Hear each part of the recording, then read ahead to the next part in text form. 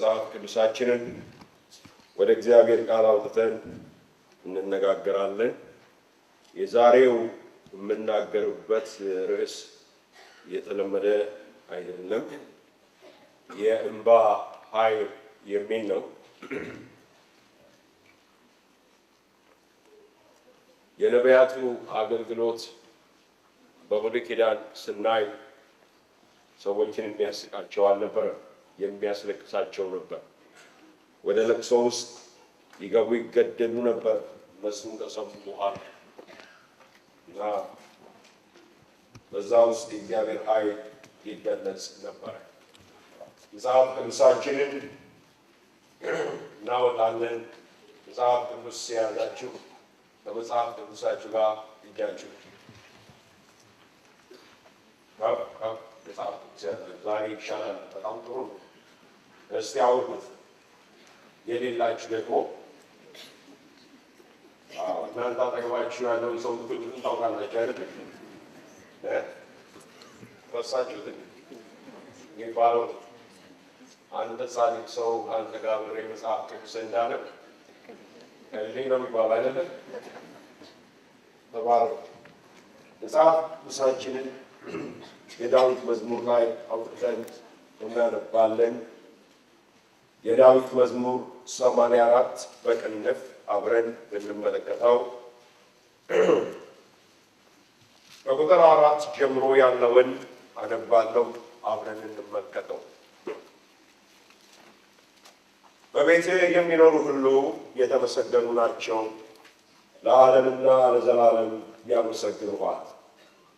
አቤቱ እርዳታው ከአንተ ዘንድ የሆነለት በልቡም የላይኛውን መንገድ የሚያስብ ሰው ምስጉን ነው። በለቅሶ ሸለቆ ውስጥ በወሰነው ስፍራ የሕግ መምህር በረከት ይሰጠናል። ከኃይል ወደ ኃይል ይሄዳል። የአማልክት አምላክ በጽዮን ይታያል ይላል። በለቅሶ ሸለቆ በወሰነው ስፍራ የሕግ መምህር በዛ በረከትን ይሰጠናል ይላል። ይሄ መደበኛው ትርጉም ጥሩ ነው። ትንሽ ለየት አድርጎ ነው የሚያቀርበው። ስም ከሆነ እያያችሁ ያላችሁት በኋላ ጠቅሰዋለሁ። 126 ላይ እናወጣለን። በቅንፍ የዳዊት መዝሙር 126 እንዳለ ምዕራፉን አነበዋለሁ። እግዚአብሔር የጽዮንን ምርኮ በመለሰ ጊዜ እጅግ ደስተኞች ሆንን። በዛ ጊዜ አፋችን ደስታን አንደበታችንም ሐሴትን ሞላ። በዛ ጊዜ በአሕዛብ ዘንድ እግዚአብሔር ታላቅ ነገርን አደረገላቸው ተባለ። እግዚአብሔር ታላቅ ነገርን አደረገልን፣ ደስም አለን። አቤቱ በደቡብ እንዳሉ ፈሳሾች ምርኳችንን መልስ። በለቅሶ የሚዘሩ በደስታ ይለቅማሉ። በሄዱ ጊዜ ዘራቸውን ተሸክመው እያለቀሱ ተሰማሩ። በተመለሱ ጊዜ ግን ነዷቸውን ተሸክመው ደስ እያላቸው ይመጣሉ። ኢሳይያስ 25ን እናወጣለን።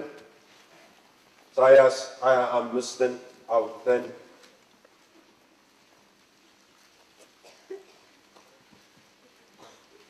ቁጥር 6 ላይ ጀምረው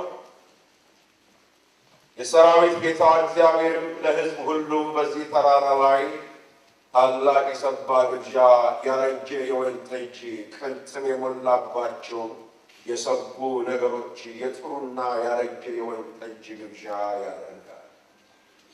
በዚህም ተራራ ላይ በወገኖች ሁሉ ላይ የተጣለውን መጋረጃ፣ በአሕዛብም ሁሉ ላይ የተዘረጋውን መሸፈኛ ያጠፋል።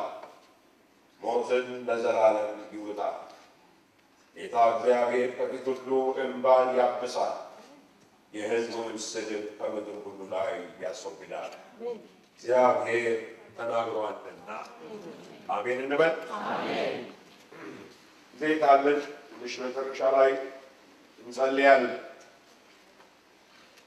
በጣም የሚደንቀው ነገር ብዙ መጽሐፍቶች የተጻፉ መጽሐፍቶችን ስታዩ ስለ እንባ የተጻፉ መጽሐፍቶች ማግኘት በጣም አስቸጋሪ ሆኖ አግኝቼዋለሁ።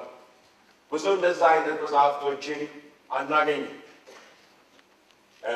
ነገር ግን በተለያየ ሁኔታ ላይ የክርስቲያኖችን ድል የሚያወሩ መጽሐፍቶች አሉ። መጽሐፍ ቅዱስ ግን ስለ እንባ ይናገራል። ስለ እንባ አጥብቆ ይናገራል።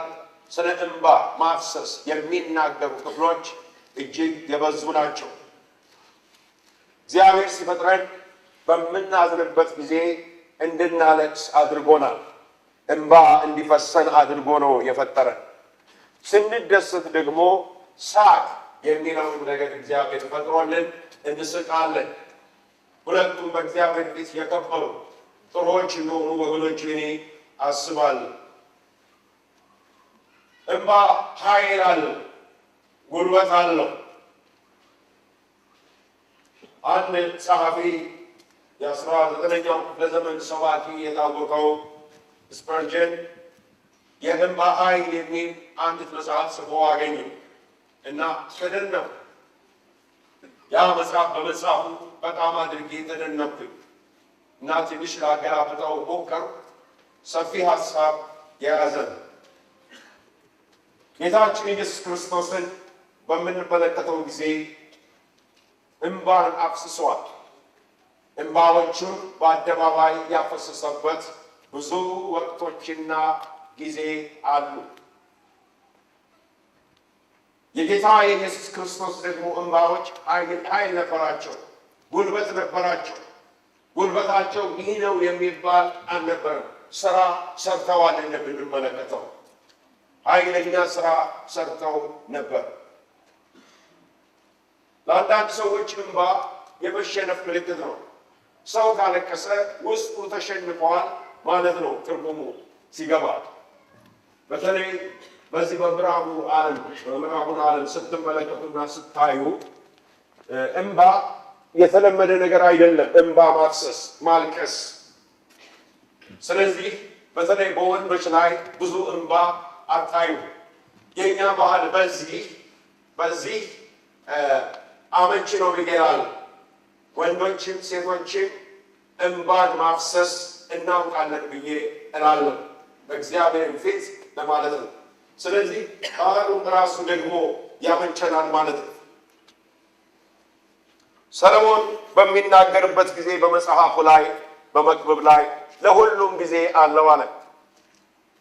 ለማልቀስ እንባን ለማፍሰስ ጊዜ አለ፣ ለመሳቅ ጊዜ ደግሞ አለ ብሎ ይናገራል። በየትኛው ወራት ውስጥ እንዳላችሁ እኔ አላውቅም። ሁለቱም እንዳሉ ሰለሞን ይናገራል። ለመሳቅ ጊዜ አለ። ስለዚህ በዛ በሳቅ በደስታ ጊዜ ውስጥ ካላችሁ እግዚአብሔር የተመሰገነ ይሁን። በዛው አይነት ደግሞ ሰለሞን በሚነግረን ጊዜ ለማልቀስ እንባ ደግሞ ለማፍሰስ ወቅትና ጊዜ አለው ብሎ ነው የሚነግረን ሰለሞን።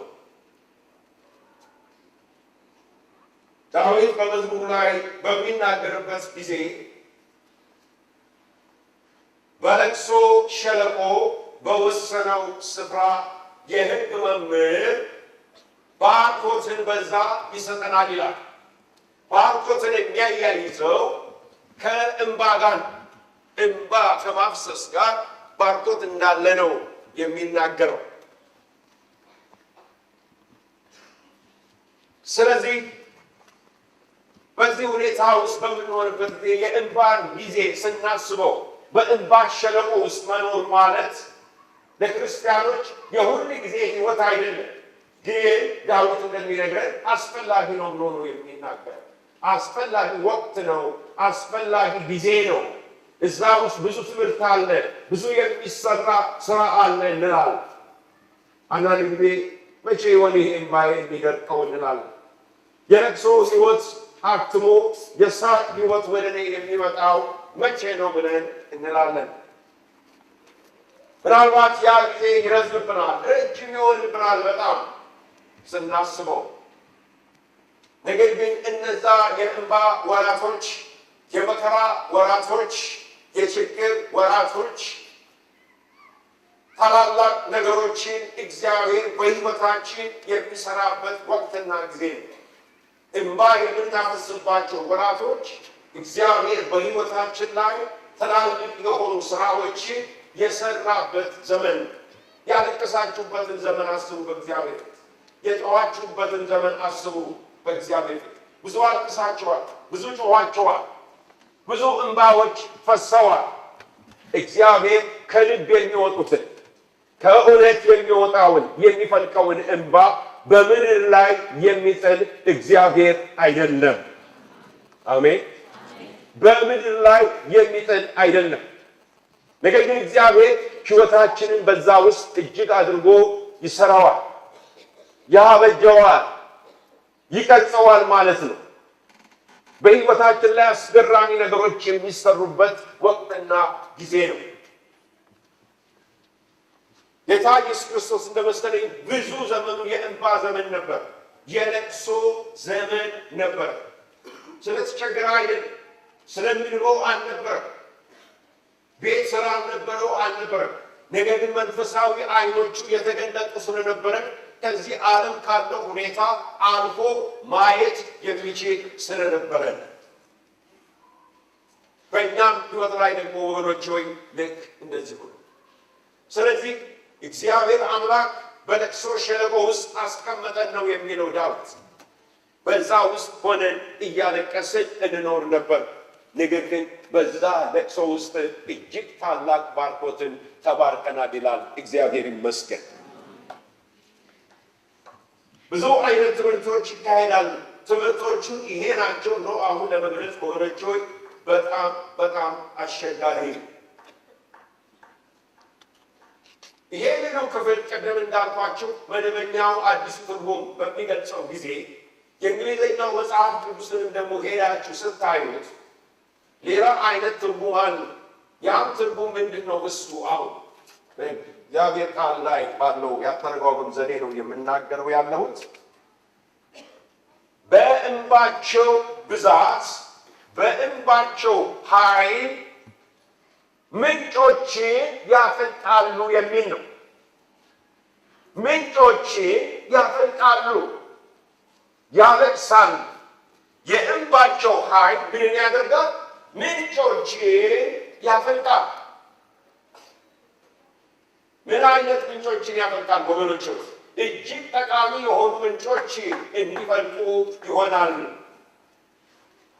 ለምሳሌ አጋርን ተመልከቷት። ምሳሌ ሊሆን አጋር ከሳራና ከአብርሃም ቤት ልጇን እስማኤልን ይዛ በወጣች ጊዜ ምንም ውሃ በሌለበት በረሃ ውስጥ ሆና በምታለቅስበትና ድምጿን ስታሰማ እንባዋን ስታፈስ እግዚአብሔርን ሰማት። ሃሌሉያ!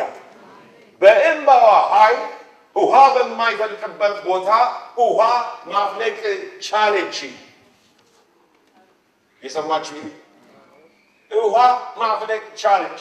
ዛሬ በእንባችን ኃይል የማይቻለው እንዲቻል ማድረግ እንችላለን። ኢየሱስ ይባላል። በሕይወታችን፣ በኑሯችን፣ በሀገራችን፣ በቤተ ክርስቲያን፣ በሌሎችን ስፍራዎች ሁሉ ላይ የማይቻሉ ነገሮች በእንባዎቻችን ኃይል እንዲለወጡ ማድረግ እንችላለን። ይሄ የእንባ ኃይል ነው። የእንባ ኃይል ከጦር መሳሪያ ኃይል ይበልጣል። የእንባ ኃይል ከጉልበተኞች ጉልበት በላይ ያይላል። እንባ ኃይለኛ ነገር ነው። ስለዚህ አንዳንድ ሰዎች በጣም ማስተዋል ያላቸው ሰው እንዲያለቅስባቸው አይፈልጉም። በተቻላቸው ሊያስወግዱ የሚፈልጉት ነገር ምንድን ነው? እሱ ሰው በእነሱ አዝኖ እንባውን እንዲያፈስ አይፈልጉም። ምክንያቱም እንባዎችን በእጆቹ የሚይዝ እግዚአብሔር አለ። ዳዊት ሲናገር ምን ይላል? በጥንቱ ትርጉም እንባዬ በስልቻ ውስጥ አስቀመጠ ይላል። የኔን እንባ ወሰድክና በጠርሙስ ውስጥ አስቀመጥከው ይላል በአሁኑ ትርጉም። ለምንድን ነው እግዚአብሔር ያንን ያስቀመጠው ብለን ስንመለከት ወገኖች ሆይ እንደዚህ ነው። እግዚአብሔር ለምናፈሰው ለእያንዳንዲቱ እንባ ጠብታ 100 እጥፍ አድርጎ መልስ ያመጣል። ሃሌሉያ! እየሰማችሁ ነው? በእውነት ላፈሰስነው እንባ ለሀገር ይሁን፣ ለቤተሰብ ይሁን፣ ለቤተ ክርስቲያን ይሁን፣ ለግለሰቦች ይሁን ያፈሰስነው ነገር እንባችን ወልቆ የሚቀር አይደለም። ስለዚህ መታሰቢያ እንዲሆን ጻፍከው ነው የሚል ጻፍከው። ዳዊት በሚናገርበት ጊዜ እንባችንን እንደ ምግብ ጠገብ ነው ይላል። በራሳችንን እንባ ተመገብን ብሎ ይናገራል። ይህንን ይላል እግዚአብሔር የእንባ ዘመኖችንም ማሳለፍ የሚችል እግዚአብሔር ነው። ሃሌሉያ! የእንባ ዘመናችሁን እግዚአብሔር ያሳልፈዋል። በሌላ ነገር እግዚአብሔር አምላካችን ይተካዋል ማለት ነው። ስለዚህ ይሄንን ይናገራል። ዛሬ እንባዎቻችን ኃይል አላቸው። ታላላቅ ነገሮችን መስራት ይችላል። ሁለት ነገሮችን እንድንመለከት ነው የምፈልገው። አጠራጣም አድርጌ ሰዓት ጠብቄ እናገራለሁ። አንደኛው የኢየሱስን እንባ አስመልክቶ በተለይ አንደኛውን እንባውን ያፈሰሰበትን ቦታ የአልዓዛርን መቃብር እሱን እንድናስብ ፈልጋለሁ። ከዛ ግን በተረፈ ወገኖች ሆይ እንባዎችን በአራት ሁኔታዎች ላይ እንዴት አድርገው ፈሰው መልስ እግዚአብሔር እንደሚያመጣ እናያለን። ጌታችን ኢየሱስ ክርስቶስ ከቢታንያ ርቆ በነበረበት ጊዜ ከማርያምና ከማርታ ቤተሰብ ሰው ሮጦ እያስተማረ ሳለ አንድ መልእክት ይነግረዋል። የምትወደውና የምታፈቅረው አልዓዛር በጠና ታሟልና ድረስ። አልዓዛር ታሞ እባክህ ቶሎ ድረስ። ምን የምትለው? የምትወደው የምታፈቅረው አልዓዛር ታሞብናል። በቢታንያ ያሉ ሁሉ በደንብ ያውቃሉ ይሄን። ኢየሱስ ክርስቶስ አልዓዛርን በጣም ይወደዋል። ነገር ግን ይሄ ተወዳጅ የሆነ ሰው አንድ ቀን በሕመም ተመታ። እንዴት ሊገባን ይችላል? እግዚአብሔር የወደደው ሰው ችግር ውስጥ ይወድቅ። እግዚአብሔር ያፈቀረው ሰው ሲታመም፣ እግዚአብሔር ያፈቀረው ሰው በሞትና በሕይወት በሆነ ሁኔታ ውስጥ ገብቶ ሲገኝ ኢየሱስ ክርስቶስ የምትወደው ታሟል፣ ቶሎ ካልደረስ ይሄ ሰው አለቀለት። ብዙ ጊዜ የእግዚአብሔርን ፍቅር የምንለካበት መንገድ ወገኖች ሆይ ለእኛ መልካም ነው ብለን በምናስበው ነገር ነው። እግዚአብሔር ይወደኛል፣ ጥሩ ስራ ሰጥቶኛል፣ ይገባናል፣ ይሄ አይቸግረን። እግዚአብሔር ይወደኛል፣ ጥሩ ሚስት ሰጥቶኛል፣ ይገባናል፣ አይቸግረን። እግዚአብሔር ይወደኛል፣ እንዲህ አድርጎልኛል፣ አይቸግረንም። ይሄ ነገር ግን በአልዓዛር ላይ የሆነው አይነት ነገር ሲሆን ይቸግረናል። በጣም የምትወደው አልዓዛር ታሟልና። እግዚአብሔር የወደደው ሰው ይታመማል። እግዚአብሔር የሚያፈቅረው ሰው ወገኖች በሞትና በሕይወት መካከል ይገባል። ጥያቄ አይፈጥርም? አዎ ይገባል። አዎ ይታመማል። አዎ ይቸገራል። ሁሉም ግን ለክብሩ የሚያደርግ እግዚአብሔር ሁሉን ያውቃል። ሃሌሉያ! ስለዚህ እግዚአብሔር ፍቅር በጣም ሰፊ ስለሆነ በትንንሽ ቦታዎችና ስፍራዎች እንዳንለካው ለማሳሰብ ያህል ነው ይህንን የተናገርኩት ወገኖች። ይሄ በጣም በጌታ የተወደደ ሰው ሲታመም በችግር ውስጥ ሲያልፍ ይሄ ብቻ አይደለም፣ ቶሎ አለመምጣቱ ደግሞ ሌላው ችግር ነው። መልእክቱ እንደደረሰው ቢመጣ ኖሮ ኢየሱስ ክርስቶስ ቢያንስ በማርታ በማርያምና በአልዓዛር ቤተሰቦች ዘንድ ጌታ ትክክለኛ መልስ ሰጥቷቸዋል። በእነሱ ግምት ኢየሱስ ክርስቶስ ምን ነካ? ቆይ እዚህ ያለን ስራ አልጨርስ፣ እዚህ ደግሞ የተቸገሩ አሉ፣ የታመሙ አሉ፣ የተራቡ አሉ፣ ሌሎች ችግር ውስጥ የሚያልፋሉና እነሱን ላገልግልና ከዛ በኋላ እደርሳለሁ። ቆይታልና ኢየሱስ ክርስቶስ የምንወደው አልዓዛር ታሟል አላቸው። ቆይታልና ትንሽ ደግሞ እዛ ውስጥ ጊዜ ለማዳን እዛ ውስጥ መሄድ ማግባት አያስፈልገኝም። ወንድማችን አልዓዛር ሞቱ። እሱ እዛ ሞቷል። ኢየሱስ ክርስቶስ እዚህ ያውቃል። ወርዶ ነጋሪ አያስፈልገውም ጌታ። ሃሌሉያ! እዛ አልዓዛር ተቀበረ። እዚህ ኢየሱስ ክርስቶስ ያውቀዋል። ወንድማችን አልዓዛር ሞቱ።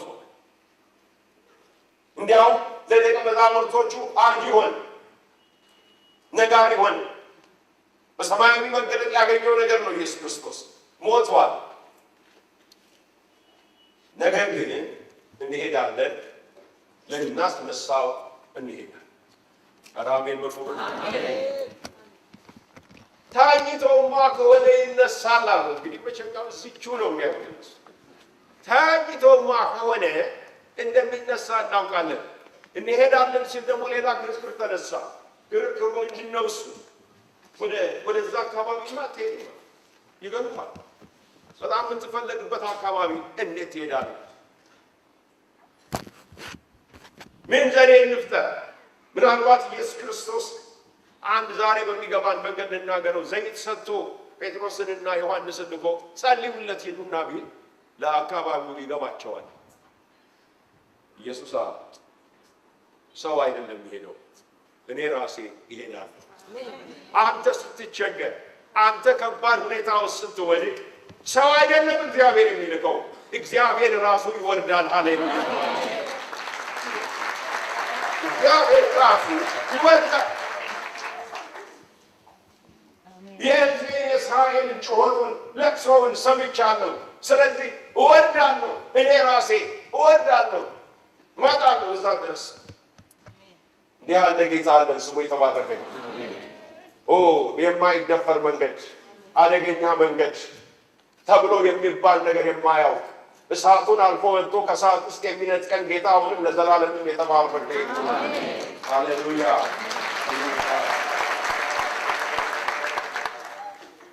ኢየሱስ ክርስቶስ ደረሰ። በደረሰ ጊዜ ማርያምም ማርታም የሚሉት ነገር አንድ አይነት ነው። እዚህ ኖሮ ብትሆን ኖሮ ባልዘገየህ ኖሮ ወንድማችን አይሞትም ነበር። ያከብሩታልና ክርስቶስ የእግዚአብሔር ልጅ መሆኑን ያውቃሉና ፊት ለፊት በድፍረት አጥፍተሃል ለማለት ፈሩ። ነገር ግን በሌላ መንገድ እንዲሆን የሚነግሩት ዘግይተዋል። ቢሆን ኖሮ እርግጠኛ ነን አንድ ነገር ታደርግ ነበረ።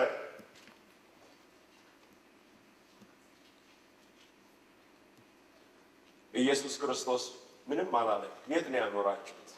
ወደ መቃብሩ ስፍራ ምሩኝ። አብረው ወደ መቃብሩ ስፍራ ሲሄዱ ሰው ሁሉ ምን እንደሚካሄድ ምን ሊሆን እንደሚችል ያወቀ የገመተ ሰው የለም። አንዳንዶቹ መቃብር ቦታ ላይ ሄዶ ሊያለቅስ ነው ብሎ እዛ ሄዶ ሊያለቅስ ነው ብሎ ሰው ሁሉ ለቀስተኛ ሁሉ ወጥቶ ኢየሱስ ክርስቶስ ወደ ተቀበረበት ስፍራ አልዓዛር ወደ ተኛበት ስፍራ ወደ ሞተበት ስፍራ ሄደ። ይኸውና ጌታ ይሄ ነው ይኸውልህ፣ እሱ መቃብር ይሄ የተከደነ ድንጋይ ይታያል። እዛ ውስጥ ነው ያለው አለ። እዛ ነው የቀበረው። ኢየሱስን ይላል መጽሐፍ ቅዱስ አየና አለቀሰ፣ እንባውን አፈሰሰ። በአካባቢው የነበሩ ሰዎች አሉት፣ እዩት እንዴት እንደሚወደው እዩ። በጣም የሚገርመው በጣም ይወደው ነበር ማለት ነው። ይወደው ነበር አልዓዛርን እንደሚወደው ማንም አያውቃል። ማን ነው የማያውቀው? ፍቅር ማለት ከጌታ ጋር እንዲህ ነው። ኢየሱስን አልዓዛር እንደሚወደው ማን ነው የማያውቀው? ኢየሱስ መልሶ እሱን እንደሚወደው ማን ነው የማያውቀው? እውነተኛ ፍቅር አይሸሸግም። ጌታን ከወደድነው ወገኖች ውስጥ ሰው ሁሉ እንደምንወደው ያውቃል። እሱም ደግሞ እንደሚወደን ሰዎች ሁሉ ያውቃል። እግዚአብሔር ይመስገን። ጌታ ኢየሱስ ክርስቶስ በዛ ስፍራ ላይ ሆኖ ያደረገውን እናውቃለን። ከለቅሶ ግን በኋላ የሚሰራ ነገር አለ። አልቅሶ እንባውን አፍሶ አይደለም ይሄ። ከዛ በኋላ የሚያደርገውን ነገር አለ። እነዛ እንባዎች የሚሰሩት ስራ አለ።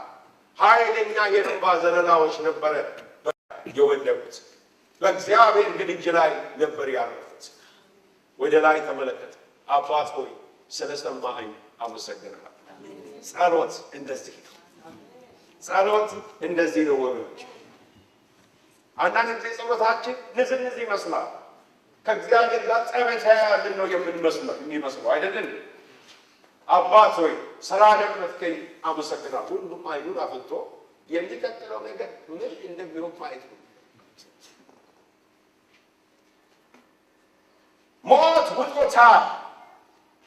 ሞት ምን ብሎታል? ውጦታል።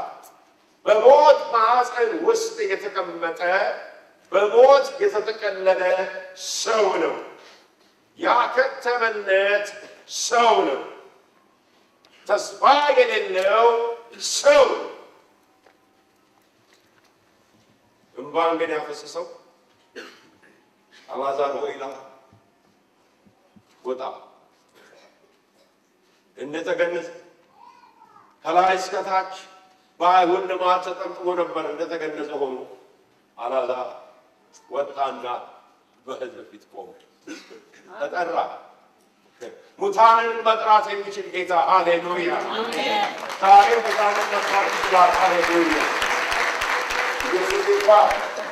ዛሬ ሙታንን መጥራት ይችላል።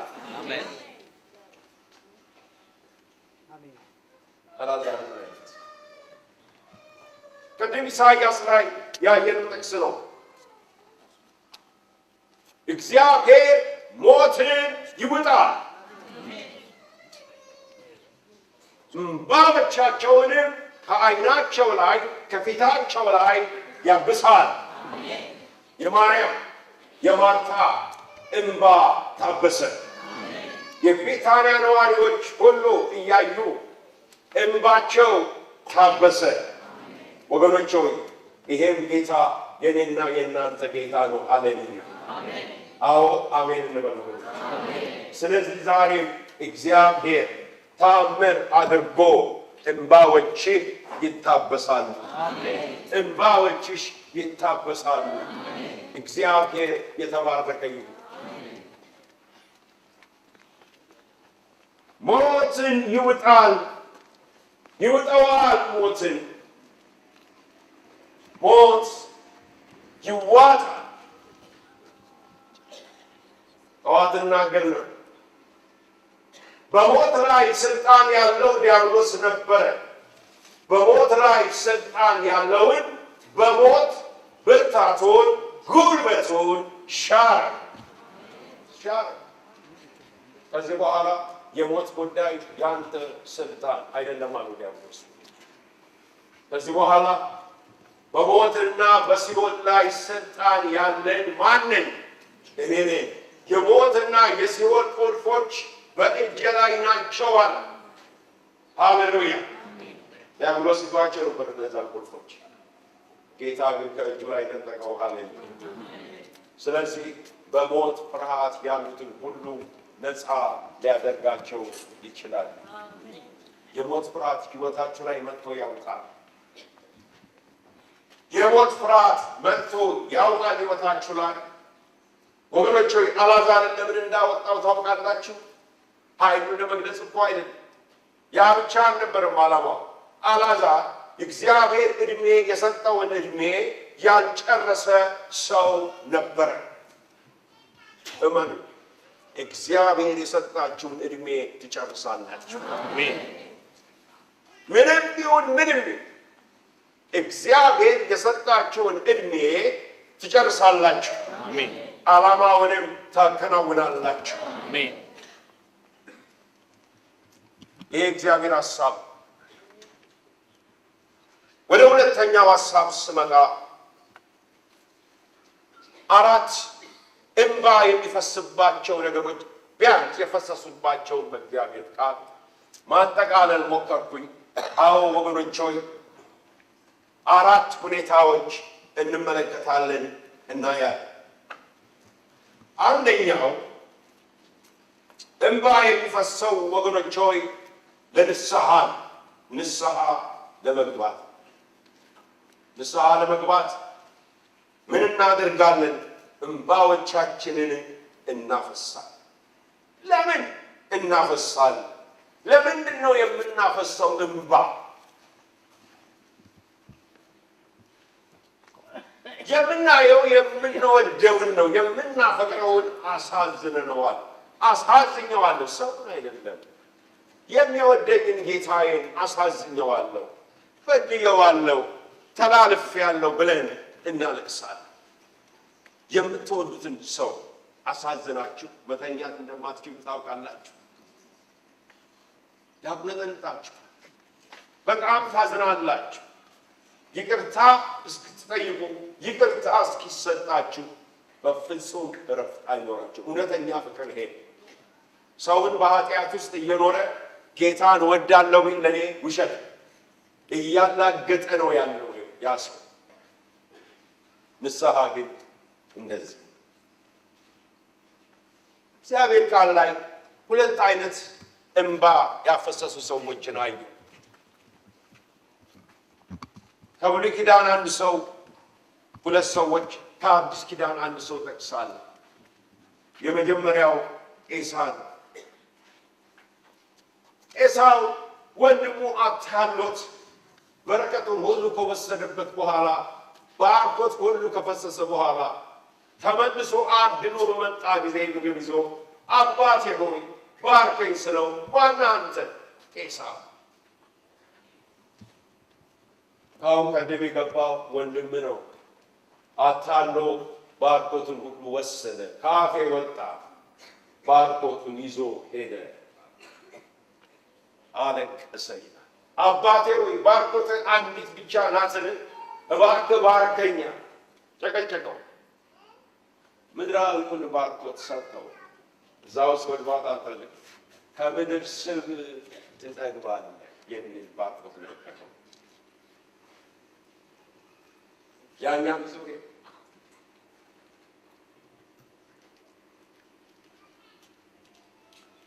በጣም አልቅሶ ነበር። የዕብራውያን ጸሐፊ ምንም በእንባ ተግቶ ቢፈልገው ለንስሐ ስፍራ አላገኘም ይላል። እግዚአብሔር አይናቃችሁ። ሰው ቢንቃችሁ ምንም አይደለም። እግዚአብሔር አይናቃችሁ። እግዚአብሔር ፊቱን አይመልስባችሁ። ሳን ነበርም የገባው ኤሳው። ለቅሶ የብስጭት ነው። ለንስሐ የሚያበቃ አይነት አይደለም። አተረጓጎሙ በጣም ከባድ ነው የአማርኛው መጽሐፍ ቅዱስ። ስለዚህ ምናምን ልክ እንደወጣ ወንድሜ እገለዋለሁ። ንስሐ የገባ ሰው እንዲህ ይላል፣ ወንድሜ በእርግጥ እገለዋለሁ። እናትየዋ ማሸሽ ነበረባት። ሌላው በምንም ሰዓት ማጥቀስ የሚችል ንጉሡ ሳኦል ነበር። ደጋግሞ ዳዊትን እንደዚህ ይለው ነበር። ዳዊት ሆይ ይለዋል፣ በእርግጥ በድያለሁ። ዳዊት ሆይ ይሄ ያንተ ድምፅ ነውን ብሎ ድምፁን ከፍ አድርጎ አለቀሰ። ምን ያደርጋል? በማግስቱ ደግሞ ጦሩን ያነሳል። እንዲህ አይነት ልብ አይደለም ነው የምናወራው። ሌላ አይነት ንስሐ አለ። በማቴዎስ 26 በ75ኛው ቁጥር የተመዘገበ የጴጥሮስ ንስሐ። ጴጥሮስን ዶሮ ሳይጮህ 3 ጊዜ ትክደኛለህ እንዳለ ከካደ በኋላ ኢየሱስ አየው።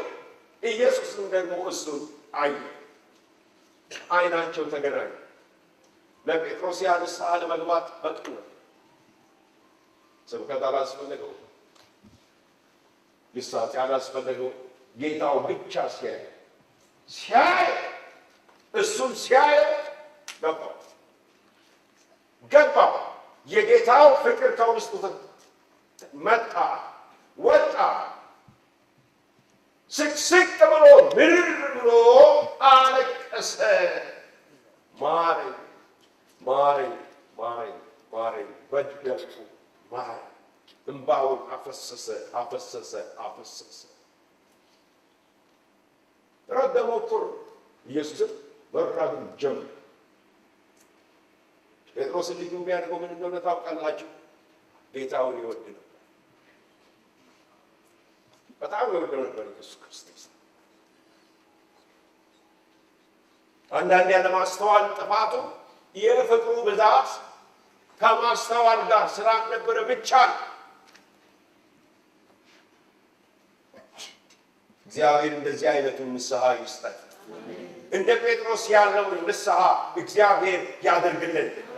ዛሬ እዚህ ጉባኤ መሃል ትኖሩ ይሆናል ወደ ጌታ ኢየሱስ ክርስቶስ መምጣት የሚኖርባችሁ፣ በኃጢአት ውስጥ የምትኖሩ የፈለጋችሁን እያረጋችሁ ደስ ያላችሁን እየፈጸማችሁ የምትኖሩ አእምሯችሁ የሚከሳችሁ ጠዋት ካረጋችሁት በኋላ የምትጨነቁ ሰዎች ዛሬ በንስሐ ወደ ጌታ ወደ ኢየሱስ ክርስቶስ ንስሐ ክርስቲያኖች ንስሐ ሁሌ ያስፈልጋል። በየቀኑ ጌታን በምንበድልበት ነገር ራሳችንን ብንመረምር ባልተፈረደብን ነበር መመርመር አለን።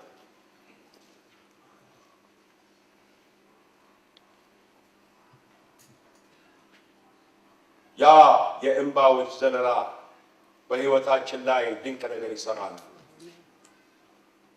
ወዲያው ለጌታ አገልግሎት እንደወጣው ክፍለ ሀገር ውስጥ ነበርኩና ከፋ ውስጥ ጅማ ውስጥ ነበር።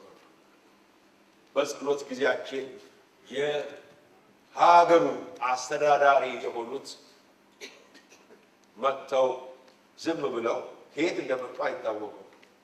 በበር በኩል ቆሞ ዝም ብለው ያዩናል። በጣም ብዙ ለቅሶ ነበረ። ከዛ በኋላ ወጡ። ከወጡ በኋላ የእረፍት ጊዜ ነበረ። በአካባቢ ሚስዮናሪ ሰንዴንች ስራ ነበር። ተመልሰው መጡና አንድ ትንሽ ደፈር የማለት ባህሪ የነበረው አንድ ልጅ ነበር እና እሱ እንዴት ነው ክቡርነቶ ጸሎታችንን ወደዱት ሆያ ታለቅሳላችሁ እንጂ ወዲቹ ለቅሶ በጣም ታበዛላችሁ። ያ ልጅ ደፋር ስለነበረ ክቡርነቱ ቢያውቁት ደስ የሚለን የደጃዝማች እኛ ስንስቅም እንዲሁ ነው ሳቃችን አረሳትኛችን።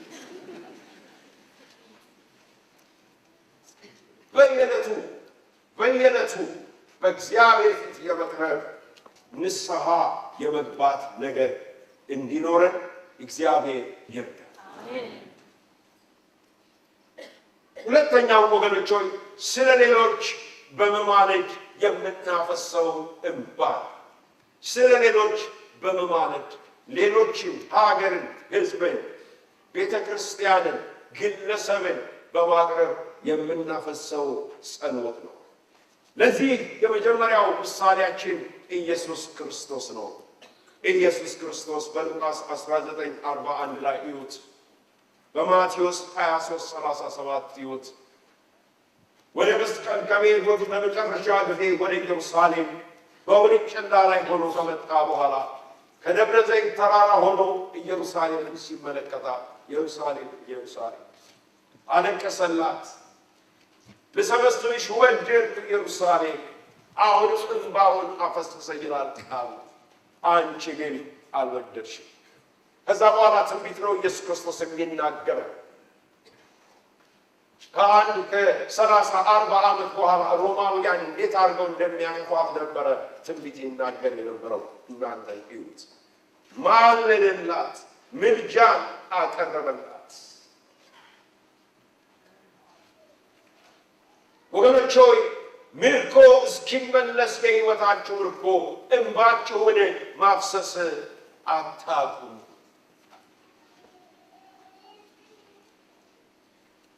ጌታ በልባችሁ ያስቀመጠው ነገር ሰማያዊው ነገር ተከናውኖ እስክታዩ ለዓይናችሁ እረፍትን አትስጡት፣ እንባን አፍሱ።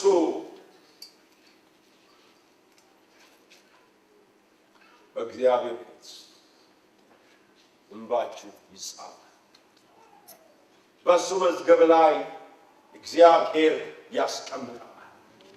ዳዊት እንዳለው እንባዎቼን በጠርሙስ ውስጥ አስቀመጥህ፣ በስልቻ ውስጥ አስቀመጠ ብሎ ይናገራል። ለምን ያስቀምጠዋል? መልስ ይዞ ስለሚመጣ፣ መልስ ይዞ ስለሚመጣ እላቸዋለሁ ወገኖች። ዛሬ ብዙ ባፍሳችሁ ከሆነ 3 ዓመት ይሆናል። ለራሳችሁ እኮ አይደለም፣ ስለ ሀገር ነው፣ ስለ ቤተ ክርስቲያን፣ ስለ ግለሰቦች ሊሆኑ ስለሚገባቸው ስለ አንዳንዱ ሰዎች ነው። እንባን አፍሳቸዋል። እያንዳንዱ ነገር በእግዚአብሔር ፊት ተመዝግቧል። መልስ ይመጣል። ዳዊት በ126ኛው ምዕራፍ ላይ እንደተናገረው ቁጥር 5 ላይ ሲሄዱ እያለቀሱ እንባቸውን እያፈሰሱ ምን አሉ? ዘሩ። እንባ ዘር ነው። ዘር ነው ወገኖች፣ የማይጠፋ ዘር ነው።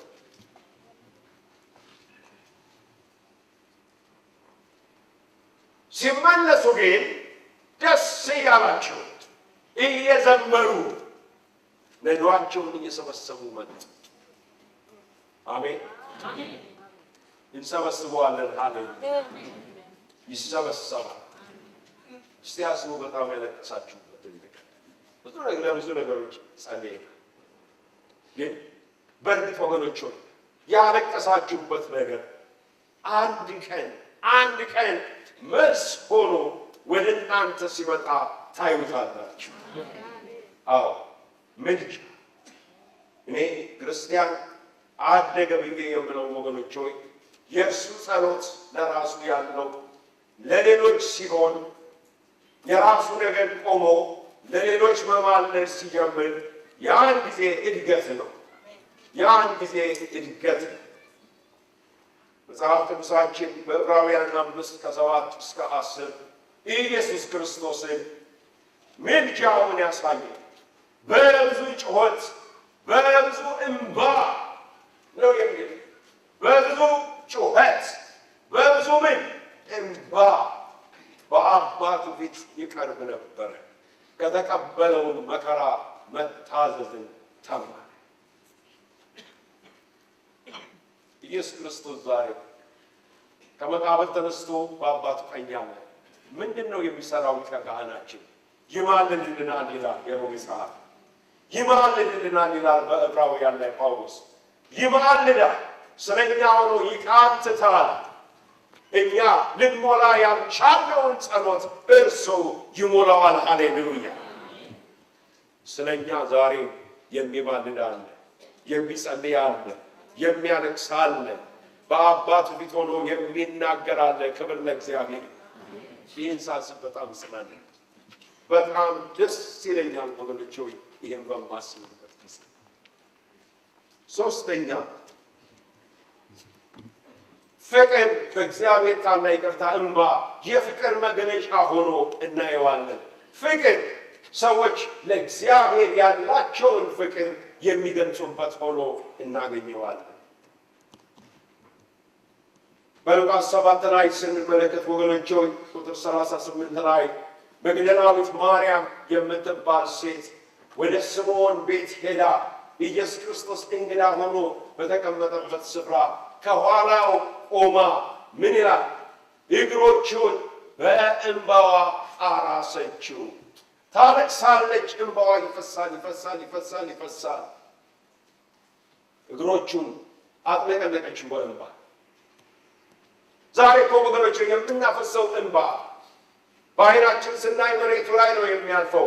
በሰማያዊ ዓይን ግን ስንመለከተው በጌታ ኢየሱስ እግር ላይ ነው የሚያልፈው። ሃሌሉያ። ስምዖን ደስ አላለው፣ አካባቢው የነበሩት ደስ አላቸው። ይቺ ሴት ስማ ስምዖን፣ ወደዚህ ቤት ከመጣ እግሬን አንተ ለማጠብ ውሃ አላቀረብክልኝም። ይቺ ሴት ግን በእንባዋ እግሮቼን አራሰችው። ወደ ቤት ከገባው ጀምሮ አንተ እነሆ ምን አላደረክልኝም? በሽቱ ራሴን አልቀባህም። ይቺ ሴት ግን እነሆ በላይ ላይ ዘይቱን እያፈሰሰች ነው ያለችው። ምንድን ነው የምትለው? ፍቅሯን ነበር። ወገኖች የጌታ ፍቅር ሲገባ በውስጣችሁ ሲያርፍ እንደ ሕፃን ልጅ ያስለቅሳል። ፍቅሩ ያደረገላችሁ ስታስቡ የፍቅሩ ኃይል ውስጣችሁ ሲሆን ሲገባ ምንም ነገር ለማድረግ ፈቃደኛ ትሆናላችሁ። ለዚህ ነው የጥንቶቹ ክርስቲያኖች እሳት ከፊታቸው ይነዳል። ጌታ ኢየሱስን ትክደዋለህ አትክደው? ወደ እሳቱ ሲሄዱ እየዘመሩ ነው። ይሄማ አይሆንልኝም፣ ኢየሱስ ፍቅረኛዬ ነው፣ ለዚህን ዓመት ተከትየዋለሁ፣ አንድ ቀን ያላሳዘነኝ፣ አንድ ቀን ታማኝነቱ ያልጎደለ ፍቅሩ ግድ ይለኛል እያሉ ወደ እሳት ውስጥ ገቡ። ሃሌሉያ አሜን። ሐዋርያው ጳውሎስ በድፍረት ነው የሚናገር። እንግዲህ ከክርስቶስ ኢየሱስ ፍቅር ማን ሊለየን ይችላል? ምንድን ነው የሚለይ?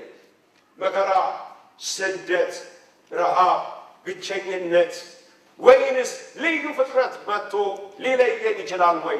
እኔ የተረዳሁት አለ ጳውሎስ በጌታችን በኢየሱስ ክርስቶስ ካገኘነው ፍቅር ሊለየን የሚችል ምንም የለም ይላል። ሃሌሉያ። ሊለየን አይችልም የምትሉ አሜን በሉ። አሜን ሃሌሉያ። ዛሬ ክርስቲያኖችን ኃጢአት ግብ ይዟቸዋል። ግብ ይዟቸዋል። ይዞራል። ከጌታችን ለምን ከጌታዬ ፍቅር ብለን ለመናገር እንድንችል እግዚአብሔር ይርዳ። እግዚአብሔር ወገኖች ሆይ ያግዘን። አራተኛው ወገኖች ሆይ እግዚአብሔር ጸሎታችንን እንዲመልስ ወይንም ባርኮት እንዲሰጠን የምናቀርበው ልመናና የምናፈሰው እንባ። ብዙ ሰዎችን አስብ። ሁለቱንም ከብሉይ ኪዳን ጠቅሼ ወደ ማጠቃላይ እመጣለሁ። አንደኛዋ ወገኖች ሆይ ሐና ናት። ሐና ስራዋ ማልቀስ። ሐና ሲባል ሰው የሚያጣት ያችን የምታለቅሰው ሴት ሁሌ ማልቀስ ስራዋ አይሆን። ማልቀስ ሁል ጊዜ በህይወቷ ላይ ያለ ሴት እንባዋን ማፍሰስ። አንድ ጊዜ ህይወት እንደዛ ይሆናል። ሰው አይረዳም፣ እግዚአብሔር ግን ይረዳል። ሰው ይሰለቻል፣ እግዚአብሔር ግን አይሰለችም። ባልየው ደከመው። ምንድነው በቃ ልጅ ማለት እኔ እበልጣለሁ ከልጆች አልበልጥም ወይ? እኔ ከ8 ልጆች እባክሽ ሐና የምትፈልጊውን ንገረኝ። የለም ልጅ ብቻ ነው የሚያጽናናኝ። ምን ማድረግ ይችላል? እንባዋ ይፈሳል። አንድ ቀን ግን ወሰነች፣ ወደ እግዚአብሔር ቤት ሄደች። እኔ ከሰው ጋር ያለኝ ንግግር ይብቃል፣ ሰዎችም አይጠይቁኝ፣ እኔም መልስ አልሰጥም አለች። አንድ ቦታ ላይ እነሱ ወስኑ ወገኖች፣ ከሰው ጋር ያላችሁ ንግግር ይብቃል። ለሰው ማስረዳት ያለ ድክም ያለ ሰው ሊረዳ ይችል፣ እግዚአብሔር ግን ይረዳል። አሜን። የልብን ፈቃድ የሚመልስ እግዚአብሔር የተባረከ አሜን። እግዚአብሔር ቤተ መቅደስ ገብታ እንባዋን ስታፈስ ከንፈሯ ብቻ እየተንቀሳቀሰ ኤሊ ተመልክቶ እሱም ደግሞ ሊቀ ካህኑ አንቺ ሴት ለምንድን ነው የጠጣሽ? እግዚአብሔር ቤት ውስጥ የምትመጪዋል። የሰው ነገር ከዚያ ያለ ሰው ይሄ እንዴ ወደዛ ዞራ ግን ይሄን ወይን ጠጅ ምንድነው ቀን በቀን ጠጥቶ መምጣት? እሷም እንባዋን አፍሳ ለእግዚአብሔር ነግራ ዞራለች። እንባዋ ግን መሬት አልወደቀም፣ ሐዘኑን ተወች። አንድ ጊዜ እምነት ነበራት በእንባዎች። ይሄ የምታፈሱት እንባ ካመናችሁበት ሐዘንን ከፊታችሁ ላይ አርቁ እህቶች፣ በቃ ይብቃ፣ አርቁ። ያ እንባችሁ መታሰቢያ ነው። እግዚአብሔር እንዲሁ አውጥቶ አያፈሰውም፣ አይጥለውም። ለመታሰቢያ እንዲሆን ለመጽሐፍ እንዲሆን ይቀመጣል። ሐና እንባዋን አፍሳ ሐዘኗን ካስወገደች በኋላ ልጅ እኮ አልመጣም። ሐዘኗን ስታስወገድ ልጅ የሚባል ነገር ስሜቱ በማህፀኗ የለም፣ ገና ነው፣ ምንም ነገር የለም። ነገር ግን እንባዋን ያፈሰሰችው እንባዋን የማይጠል እግዚአብሔር እንዳለ አመነች። ከዛ በኋላ በአመቱ ወንድ ልጇን ታቅፋ ወደ እግዚአብሔር ቤት መጣች። መልስ አለው። ሃሌሉያ አሜን። መልስ አለው። እግዚአብሔር ቃል ላይ ስንመለከት ሌላው ሰው በረከትን የጠየቀው ወገኖች ሆይ ኤሳው። ምናልባት ስለ ኤሳው ምንም ከዘፍጥረት ነው የምናነበው። አስፈላጊ ስለሆነ ይህን ክፍል ብቻ አነባለሁ። ሆሴዕ 14 ላይ እንደዚህ የሚል ቃል እናነባለን። ከቁጥር 3 ጀምሮ አነባዋለሁ። 12ኛው ምዕራፍ ቁጥር 3 ሆሴዕ። እግዚአብሔር ደግሞ ከይሁዳ ጋር ክርክር አለው፣ ያዕቆብንም እንደ መንገዱ ይቀጣል፣ እንደ ሥራውም ይመልስለታል። በማኅፀን ውስጥ ወንድሙን በተረከዙ ያዘው፣ በጎልማስነቱ ጊዜ ከአምላክ ጋር ታገለ፣ ከመልአኩም ጋር ታግሎ አሸነፈ፣ አልቅሶ ለመነ። ለቅሶ እንዳለቀሱ ታውቃላችሁ።